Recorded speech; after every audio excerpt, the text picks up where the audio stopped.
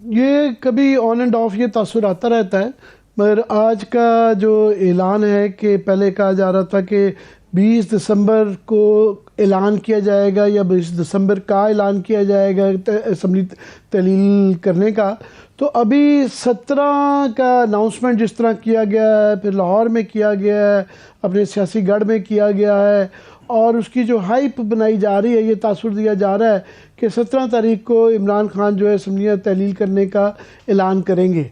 अभी ये भी ज़राए के हवाले से ख़बरें चल रही हैं कि 20 तारीख को होगा, 23 तारीख को होगा, मुख्तलिफ़ तारीखें चल रही हैं। मगर सवाल अभी भी है कि आया वो ये ऐलान करते हैं कि नहीं करते, और अगर नहीं करते तो मेरे ख़्याल में ये उनको एक सियासी सेटबैक होगा। इससे एक तो सेटबैक इसलिए होगा कि इस वक्त सूरत हाल ये है कि पीडीएम बिल्कुल भी राज़ी नहीं है कि अगले साल से पहले, और वो भी अगले साल की नवंबर तक इलेक्शन कराने के लिए जितना इसको खींचा जा सका वो खींचना चाहेंगे, और कोई आईनी कानूनी तरीका नहीं नज़र आ रहा जिसके ज़रिए उनको हटाया जा सके, और सियासी तौर पे उन्होंने ये फ़ैसला कर लिया हुआ है।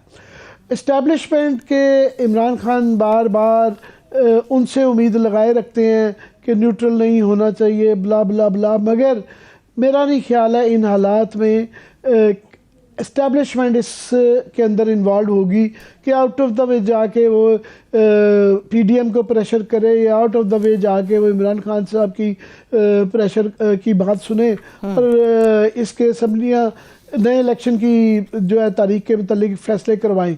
वो बिल्कुल इंटरेस्टेड नहीं आते कर रहे, बिल्कुल भी लगता नहीं है कि वो ऐसे उसकी तरफ माइल हैं। अभी परवेज़ इलाही वाला एक क्वेश्चन रहता है कि वो पता नहीं तैयार हो गए हैं, अगर तो तहलील का असम्बलियों का करते हैं तो जाहिर है इससे तो यही तासुर मिलता है कि परवेज़ इलाही साहब ऑन बोर्ड हैं। आज मुनिस इलाही साहब की मुलाकात का भी बताया जा रहा था कि इमरान खान साहब से मिल रहे हैं या मिल गए हैं, तो ये अगर फ़ैसला हो गया और हो जाता है तो ठीक है, अगर नहीं होता तो फिर ये जो तासुर बना है, क्योंकि आप देखें सियासत जो है ना परसेप्शन पे चलती है। यहाँ पे परसेप्शन ये है, पहले इमरान खान साहब की बुरी परसेप्शन थी कि इनकी परफॉर्मेंस नहीं रही, फिर जब उनको निकाला गया एकदम ओवरनाइट उनकी परसेप्शन चेंज हो गई। अभी जो इकॉनमी के लिहाज से पीडीएम की परसेप्शन ख़राब है, और लग रहा है कि इमरान खान ने जो पिछले 8 माह में सियासत की है, जलसे जुलूस रैलीज तकरीरें, उससे एक वो ऊपर की तरफ जो है गामजन नज़र आते हैं कि उनका अभी जो है ग्राफ बहुत ऊपर है और पीडीएम का नीचे है। मगर ये जो विक्ट्री का उनकी परसेप्शन है, ये जो तासुर है, अगर ये असम्बलियाँ तहलील नहीं करते तो ये टूटने का अंदेशा है।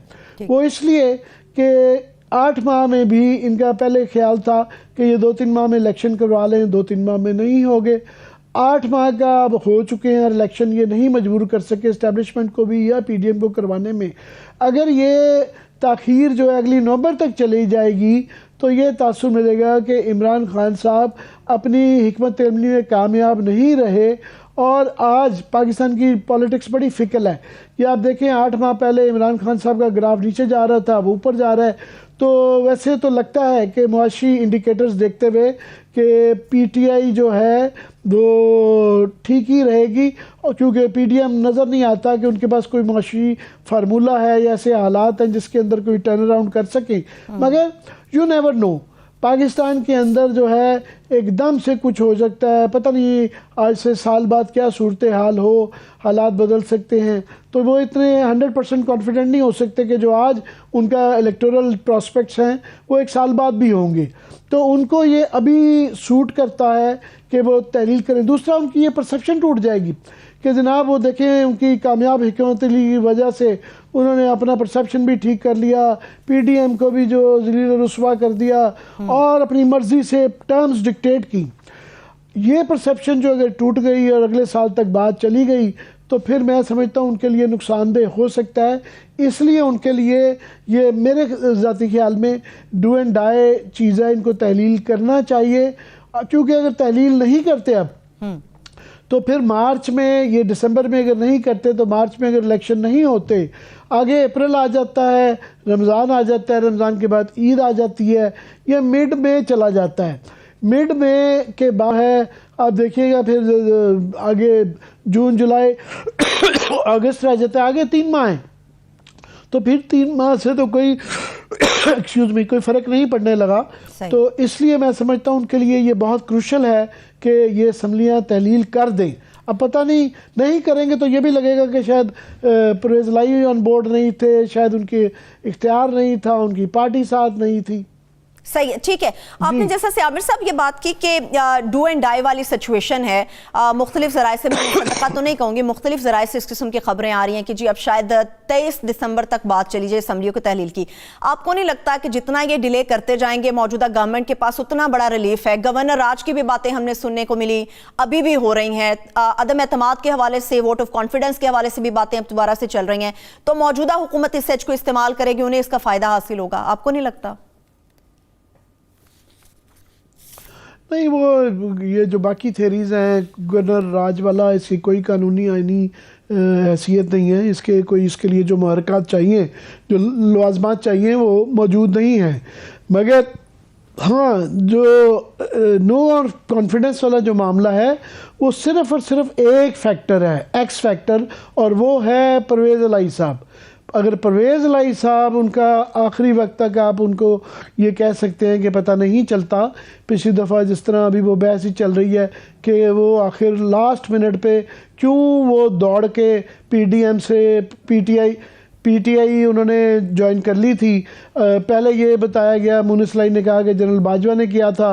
आज ये खबरें चल रही थी कि नहीं, जनरल बाज इन्होंने जो है गालबन किसी पीडीएम के नून लीग के किसी लीडर ने कहा है कि नहीं, वो वापडा हाउस से जो है कॉल आई थी। और अब की बार सामने ये आया है कि सुप्रीम कोर्ट के अंदर मुकदमा चल रहे थे, उस दौरान में एक मुकदमे के उन्होंने पंजाब पुलिस से ये सर्वे मंगवाया कि हमें बताया जाए कि पिछले 8 साल में पुलिस के तकर्री और तबादले के हवाले से कितने हुए, आईजी से लेके नीचे एसएचओज तक। तो ये रिपोर्ट पेश हुई है जो कि हमारे जो शकूक थे उसको बिल्कुल साबित करती है कि वो बिल्कुल सही थे। बात ये है कि ये बहुत बड़ा इशू है कि पाकिस्तान में अंदर जो गवर्नेंस का सबसे बड़ा मसला है वो ब्यूरोक्रेट्स पे हम बहुत ज़्यादा तनकीद करते हैं कि उनके यहाँ पोलिटिसाइज्ड बहुत हो गए हैं, उनके यहाँ जो है इनकॉम्पिटेंस बहुत हो गई है। मगर एक चीज़ जो जवाब जो उनका जायज़ है कि जब तक सिक्योरिटी ऑफ टेन्योर ना हो, जब तक उनको ये ना पता हो कि उन्होंने कितना अर्सा रहना है, तो वो कोई भी अफसर जो है वो अपनी परफॉर्मेंस नहीं दे सकता। कोई भी अफसर जब किसी जगह पे लगता है, सूबे में, ज़िले में, तहसील में, तो उसको एक टाइम चाहिए होता है सेटल डाउन होने का, अंडरस्टैंड करने का। और जो ही वो अंडरस्टैंड करता है तो ये बताता है कि ये उस वक्त उसको फारिग करके तब्दील करके कहीं और कर दिया जाता है। और ज़्यादातर की जो की जाती है वो इसलिए कि सियासी इंटरफेरेंस है। उसके बाद क्योंकि हर कोई अपनी मर्ज़ी चाह रहा होता है, कोई एमपी एमएनए कोई शिकायत कर देता है, या चीफ मिनिस्टर साहब कोई खुश नहीं होते, या वफाक से किसी की शिकायत आ जाती है, उसको हटा दिया जाता है। और अक्सर जो हटाया जाता है उसको सही काम करने पे ऊपर हटाया जाता है। और ये 8 साल का है, इसके अंदर जो है पीटीआई के 4 साल भी शामिल हैं।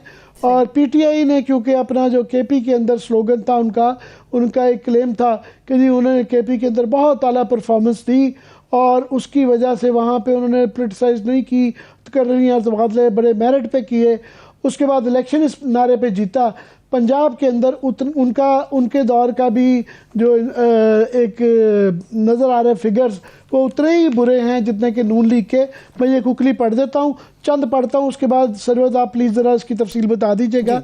पंजाब पुलिस में पिछले 8 साल में जो रिपोर्ट आई है, 8 साल में पंजाब के 12 आईजी तब्दील हुए। 12 आईजी, इसकी औसत जो थी वो 8 माह रही। टोटल 8 साल की औसत देखें। और ये वहाँ पे जो दुरानी साहब एक ही रहे केपी में और उनको बहुत क्रेडिट दिया जाता था कि इसकी वजह से वहाँ पे बड़ी स्टेबिलिटी रही। उन्होंने अपने टेन्योर मुकम्मल किया। उसके बाद नेक्स्ट जो छोटा अफसर आ जाता है सीसीपीओ जो लाहौर है के ओहदे पर 8 अफसरान आए और गए। हर अफसर 12 माह तक ओहदे पर रहा। ये RPOs का बताया जा रहा है कि RPOs की सूरत हाल क्या रही, क्योंकि लाहौर में शायद गालिबन CCPO होता है, तो इसलिए लाहौर का है कि 8 अफसर 12 महीने से ज़्यादा, ये वैसे बाकी अफसर से ज़्यादा है। फैसलाबाद लाहौर DG खान में जो है फिर भी 12 माह टिक गया है, बाकियों में 8 माह से ज़्यादा नहीं है।